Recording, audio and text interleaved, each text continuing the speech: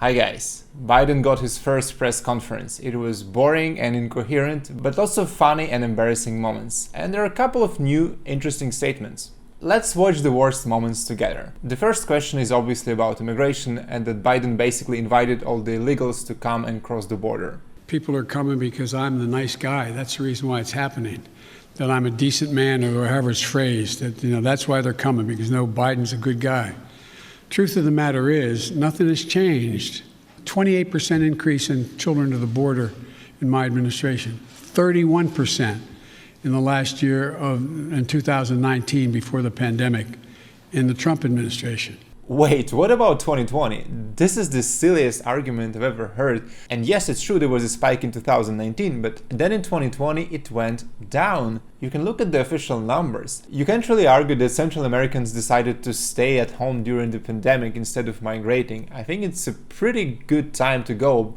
Plus, this border crisis is very different because you have a surge of unaccompanied minors. And why they are there? Because you said that you won't deport any of them. The reason they're coming is that it's the time they can travel with the least likelihood of dying on the way because of the heat in the desert. This is a complete lie. Just look at the statistic by illegal crossing per month. There is completely any pattern related to wintertime. And let's be clear, they are not crossing any deserts on camels. They are going around the public roads, which has a bunch of villages and food supply and water. Plus, not all migrants are walking across the Mexico. It's complete hoax. Most of them can afford the cheap bus fares. The overwhelming majority of people coming to the border and crossing are being sent back. We're sending back the vast majority of the families that are coming. Wow, this is point to Biden. I was expecting some leftist mantra about pure refugee escaping some non-existent wars, but nope, he decided to send everyone back except children. From the other side, if Trump would have said something like this, he would immediately proclaim as racist and xenophobe. But this is Joe Biden and we can forgive him everything. Of all the children who are coming across the border, over 70% are either 16 or 17 years old. Well, if 70% of them are 16 plus, why don't you deport them? In our modern world, these are fully grown people and you can create some kind of a special executive order which will deport these people at least eventually when they reach 18, and the problem will be solved for the long term. Then Biden continued to talk about a bunch of unrelated things and he didn't know how to end his speech, so he did the following. No, but I mean, I don't know how much detail you want about immigration. Maybe I'll stop there and finish. Then he was asked about who's allowed to stay. The vast majority of people under the age of 18 come to the United States come with a telephone number on a wristband, a mother, a father, a close relative, a grandmama or grandpa. Okay, this is very crucial. If you're legally in US, there is always a way you can bring your under 18 child to the country. Always. If somehow they didn't manage to do this, it means that parents are staying in US illegally, so maybe ICE will come and arrest them after the reunification of the family and deport them? Isn't it the logical conclusion of what you've said about deportation of the families? Then Biden talked more crap, and then his brain suddenly got exploded.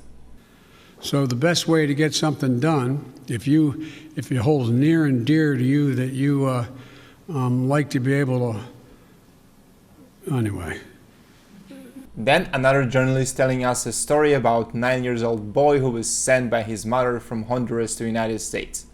His mother says that she sent her son to this country because she believes that you are not deporting unaccompanied minors like her son. That's why she sent him alone from Honduras. So, sir, you blame the last administration, but is your messaging in saying that these children are and will be allowed to stay in this country and work their way through this process, encouraging families like Josel's to come? Very unexpected question, and Biden needed like 5 seconds of lag. Well, look.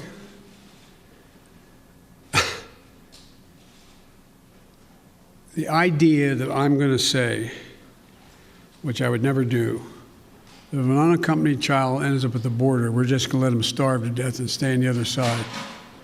Why would you answer to the question if you can just say that children are starving? Like really, there are so many food in Mexico. There are so many good people in Mexico who are going to feed those children. There are some organizations who are feeding those children. There is absolutely no way they can get starved.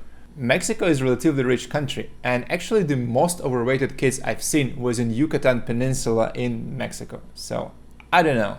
Then Biden decided to tell us a story about how he managed to help Central America and discourage people to leave. But I was able to say, okay, you need lighting in the streets to change things? I'll put the lighting in. We got a contractor. We got the type of lighting. We paid directly to the contractor, did not go through the government. And violent crime significantly was reduced in that city. Fewer people sought to leave. You can reduce the crime just by installing the light bulbs. What a genius! We're going to be spending that $700+ million a year to change the life and circumstances of why people leave in the first place. $700 million can buy you 250 million of light bulbs, which is definitely way more than the whole population of the Central America. And now returning back to our 9-year-old child. Do you want to see these unaccompanied minors staying in this country, or should they be deported eventually? Well, the judgment has to be made whether or not, in this young man's case, he has a mom at home. There's an overwhelming reason why he'd be put in a plane and flown back to his mom. Wow, another good point for Biden. If he's actually going to do this, it's going to be much more efficient than the proposed Trump wall. But somehow I doubt that it will be like that. But let's give this guy a chance. The next question was when the journalists can see those overcrowded facilities for children at the border. To allowing journalists to have access to the facilities that are overcrowded. I will commit when my plan very shortly is underway to let you have access to not just them, but to other facilities as well. How soon will journalists be able to have access to the facilities? The journalist isn't happy with Biden's mumbling. And as soon as I am in a position to be able to implement what we're doing right now. Couple of more minutes of boring speech and... Okay, just to be clear, how soon will that be, Mr. President? I don't know, to be clear. So this journalist asked too many questions and she decided to ask the last one about the North Korea. Here is how Biden responds when he is angry. Former President Obama warned the incoming President Trump that North Korea was the top foreign policy issue that he was watching. Is that how you assess the crisis in North Korea? Yes. Yes, I like, very much. Now Biden asked what to do with those Republican states who are trying to suppress the minority voting by introducing some crazy discriminatory laws. Deciding in some states that you cannot bring water to people standing in line, waiting to vote. Deciding that you're going to end voting at 5 o'clock when working people are just getting off work. Deciding that there will be no absentee ballots under the most rigid circumstances.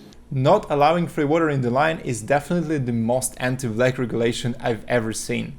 But closing voting place at 5 p.m. and no absentee ballots, this sounds suspicious. Maybe we can check the actual proposal, and here we go. This is the proposal legislation in Georgia. Earlier law requires 3 weeks of in-person early voting Monday through Friday, plus 1 Saturday during the normal business hours. The new bill adds an extra Saturday, makes both Sunday optional for counties and standardized hours from 9 a.m. to 5 p.m. or as long as 7 a.m. to 7 p.m. Basically, you have 3 weeks of early vote.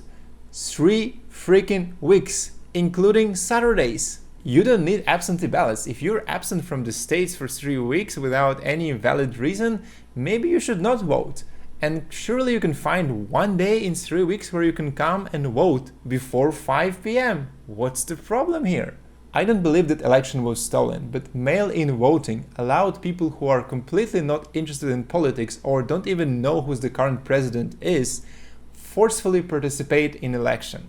And the percentage of these people is much higher in the US than in any other Western countries.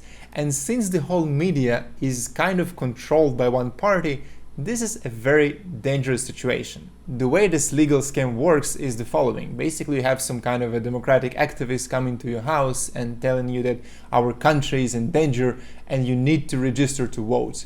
And maybe you're not fully convinced and definitely don't want to spend 2 hours of your life standing in the line just to vote in person. But you're happy to register online and get this absentee ballot to please the activist.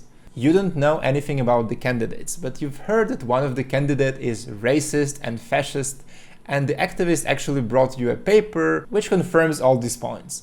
Perhaps these guys can even offer you some small gift, just proactively. There are lots of gray legal schemas which you can make here. So Republicans have a right to be concerned about this, especially when Democrats want to cancel filibuster, want to add Puerto Rico and Washington as a new states, and this will definitely kill the democracy in the United States and basically install the one-party system, like in China. The Republican voters I know find this despicable. Republican voters. I don't think so, angry Uncle Joe. This makes Jim Crow look like Jim Eagle.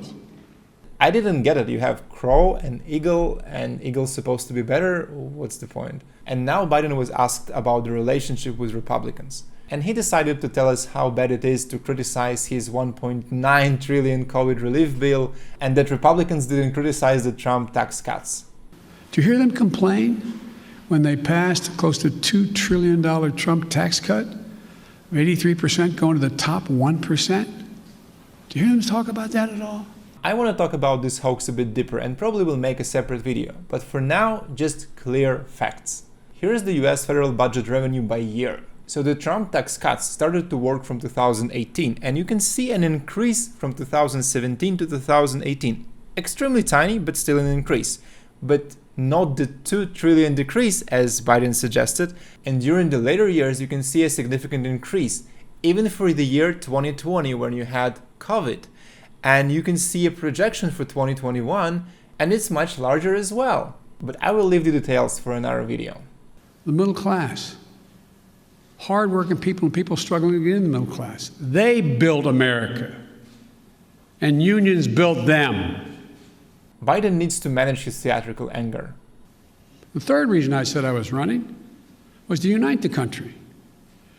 And generically speaking, all of you said, no, you can't do that. Well, I've not been able to unite the Congress, but I've been uniting the country based on the polling data. Polling data? I don't think so. If you look at the approval rating, okay, you're slightly better than Trump. It's 54 vs 42. But if you account the pollsters' bias against Republican, maybe not that much. But look at Obama or any other modern president, you're clearly lower. So then Biden was asked about China, Uyghur discrimination, about some sanctions against China, about human rights violation, basically lots of serious topics. Biden decided to skip the question and told us some stories from his past about some unrelated things, but then suddenly he said that US will be investing more in science, specifically in quantum computing. Own the future as it relates to technology, quantum computing, a whole range of things, including in the medical fields. This guy is crazy. He wants to spend taxpayers' money on something which is perfectly researched by the private sector. It reminds me of Russia when they have this company called Rosnano, which is supposed to build some nanotechnology, and the government put like billions and billions of dollars, and there are zero results after 15 years. But it's a very efficient way to transfer taxpayers' money to Putin's friends' pockets. Later, Biden suddenly remembered that he has a meeting very soon. Well, later today, after this, as a matter of fact, shortly after this, which is fine, we've been going close to an hour. I'm happy to go longer, but I'm going to be speaking with 27 heads of state in Europe.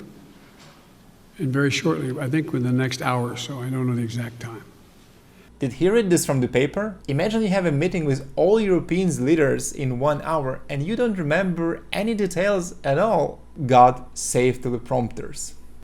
I predict to you, your children or grandchildren are going to be doing their doctoral thesis on issue of who succeeded, autocracy or democracy. No way. My bet is all the future PhD studies will be about gender studies and whiteness. But seriously, we have an authoritarian China which fully adopt the capitalism and use it as efficiently as possible. And in the same time we have a democratic, woke Western world, which basically a huge welfare state, and now neo-Marxism is being pushed to slowly destroy the economy. Who's gonna win this game? I don't really want to tell you. At the end of the interview, Biden suddenly got his dementia again. It's not like somebody sitting on a hand-hewn table in Guatemala, in somewhere in Mexico or in Guadalupe saying, I got a great idea. he said it right, Guatemala. But then suddenly Mexico, and like, oh, Mexico, no one is coming from Mexico. Mexico is rich. So Guadalupe. And Guadalupe is an island which belongs to France. Maybe it's not as rich as the metropolitan France, but I can assure you that no one from this island is coming illegally to the United States. Okay guys, thanks for watching. Don't forget to like and subscribe, and see you next time. Bye!